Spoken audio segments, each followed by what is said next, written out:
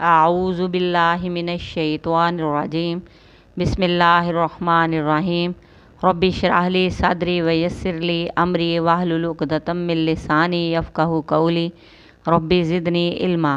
سورہ بقرہ کی آیت نمبر 176۔ ذالک یہ بِأَنَّ اللہ اس واسطے کہ اللہ نے نزل الکتابہ اتارا کتاب کو، یہ اس واسطے کہ اللہ نے کتاب کو اتارا بالحق ساتھ حق کے، وَإِنَّ الَّذِينَ اخْتَلَفُوا اور تحقیق جن لوگوں نے اختلاف کیا فی الکتاب کتاب میں، لفی شقاقٍ البتہ مخالفت میں ہے، بعید دور کی، جنہوں نے ہدایت کے بدلے گمراہی اور مغفرت کے بدلے عذاب لیا، آگ لی۔ یہ سزا انہیں کیوں دی گئی؟ اس لیے کہ اللہ تبارک و تعالیٰ نے کتاب کو حق کے ساتھ اتارا ہے۔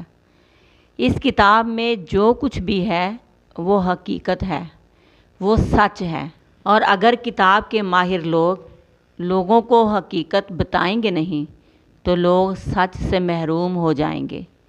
اللہ تبارک و تعالیٰ کی بات سے، حقیقت سے دور ہو جائیں گے، پھر کیا ہوگا؟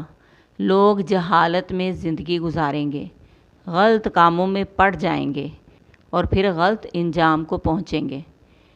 قرآن پاک ایک ضابطۂ حیات ہے۔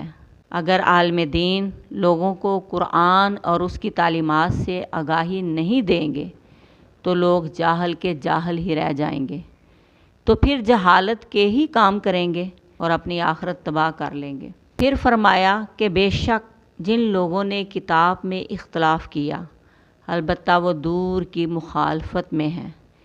ایک جرم یہ ہے کہ انسان کتاب کے اندر مسائل کو چھپا جائے، اور دوسرا جرم یہ ہے کہ کتاب میں بے جا بے مقصد بحث و مباحثہ کرنا، حجت بازی کرنا، تاویلیں کرنا۔ یہ لوگ اپنی مخالفت میں اتنے دور نکل گئے کہ واپس آنا بھی مشکل ہے۔ وہ سمجھوتا نہیں کرتے، اڑے رہتے ہیں، سرکش ہو گئے ہیں۔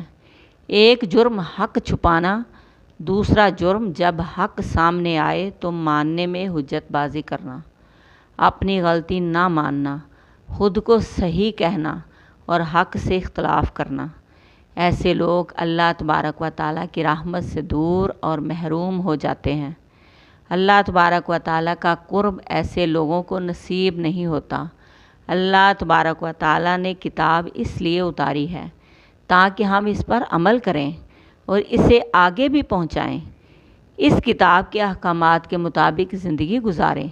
لیکن جو لوگ اس کتاب کے ذریعے ان مقاصد کے علاوہ اور دنیاوی فائدے تلاش کریں اور لوگوں کو بھٹکانے، گمراہ کرنے کی تاویلیں ڈھونڈیں، تو ایسے لوگ کبھی بھی اپنے رب کی رضا اور خوشنودی حاصل نہیں کر سکتے۔